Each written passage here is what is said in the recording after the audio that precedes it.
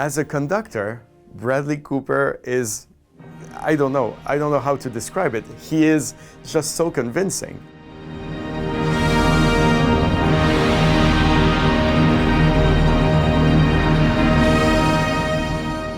Hi, I'm Yannick Nézet-Séguin. I'm a conductor. I am the music director of the Philadelphia Orchestra. I'm also the music director of the Metropolitan Opera in New York and the artistic director and principal conductor of l'Orchestre Métropolitain in Montreal. For the Maestro movie by Bradley Cooper, I served as conducting consultant and the conductor of the new music on the soundtrack. When Bradley came to me and said, I want to make a movie about Bernstein, I couldn't believe that Hollywood, A-list, really would dedicate so much effort and energy to one of the greatest figures of classical music. What a golden opportunity for our music world. I became a conducting consultant after I met Bradley Cooper. He did such an amazing research. He visited a lot of orchestras, a lot of conductors over maybe 1 or 2 years. And at some point he visited the Met and it clicked. We just realized that we understood, he realized that I understood maybe what he was after with Leonard Bernstein's style of conducting. And we had the same wavelength and energy, so I welcomed him in Philadelphia and also at the pit of the Met Opera. And yeah, the rest is history. Then we went on this journey together. So when Bradley visited rehearsals and performances in Philly and also in New York, he sat in the middle of the orchestra whenever possible. And we went through a lot of different repertoire. Some Bernstein, obviously, but also some Mahler, also some Rossini, some Debussy. He was very curious, and then he would ask a lot of questions about how it goes, what I was doing. He would film also with his iPhone sometimes, just to get ideas of frames that he wanted to use. Teaching a great actor like Bradley Cooper is a wonderful opportunity, but also it's very challenging because we need to do this really together. It's not like I wanted to teach him how to conduct from scratch. And of course, he studied all the videos of Lenny that he could find. And Leonard Bernstein is probably the most documented conductor of our time on video. So there was a lot that he could see and retain and be able to express. So when I came on, already the facial expressions, the shoulder work, it was Lenny. He got it.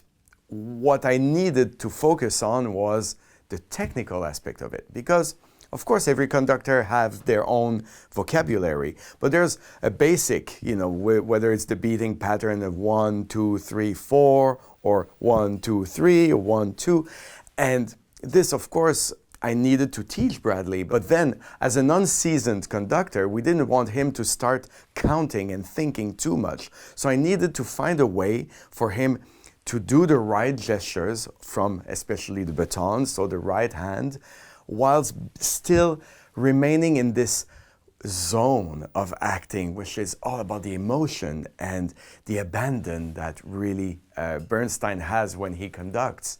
So that was a fine line to get, and it depended on each and every scene how we achieved that. It was a lot of teaching with videos that we would observe, both Bradley and I, of Lenny conducting, or me doing a video where I would also analyze gesture by gesture. I would comment on videos as well, saying, here he's looking right because this happens. He's looking up, or he's closing his eyes. He's smiling because there's an accelerando, etc.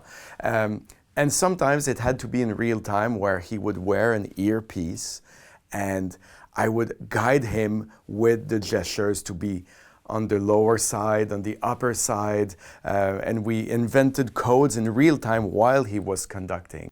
As a conductor, Bradley Cooper is, I don't know how to describe it. He is just so convincing. he decided to tackle some of the most difficult music for any professional conductor, like Mahler's Second Symphony, the last 5 minutes.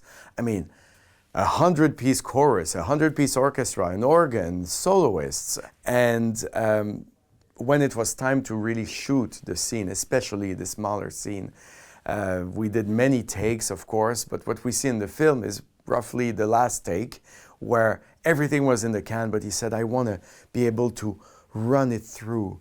And that's pretty much what we see. And it was amazing. We can see on the members of the London Symphony Orchestra, on their faces, we can see that they watch him and they think, what's happening? Lenny is back, you know?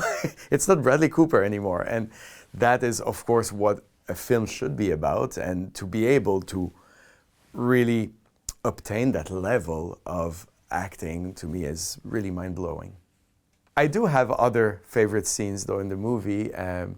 One that's not involving music at all. It's when the last moments of Felicia, in the bed, sick, and just the acting of Carey Mulligan here. It's so real, and maybe this film is also very strong because it makes us understand how silence is music and the importance of silence and what we miss when music is not there. That's very, very, very powerful. And another short scene that I think is really powerful is when Lenny is walking along Central Park, so New York, with David Oppenheim, who used to be his lover. And years later, there's almost no word exchanged, but we can see Lenny thinking, what if life had been different? What if he had been with a man? And of course, as an openly gay conductor today, I see the inspiration of Lenny living his life as a bisexual, but also I can't help but think how things are changing. They still need to change, but they're certainly different compared to 50, 60 years ago.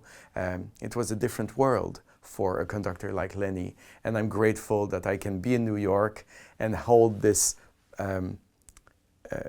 important position in the world as a conductor of the Met and still be openly married to a man.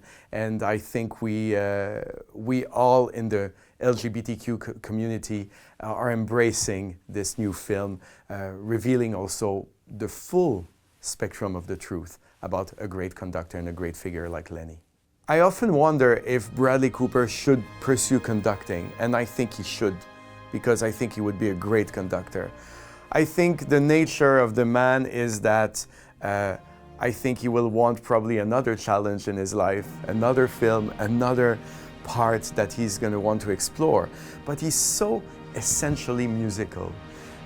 Of course, his first film, A Star is Born, was a wonderful musical movie, and this Maestro is an extraordinary symphony in itself as a film.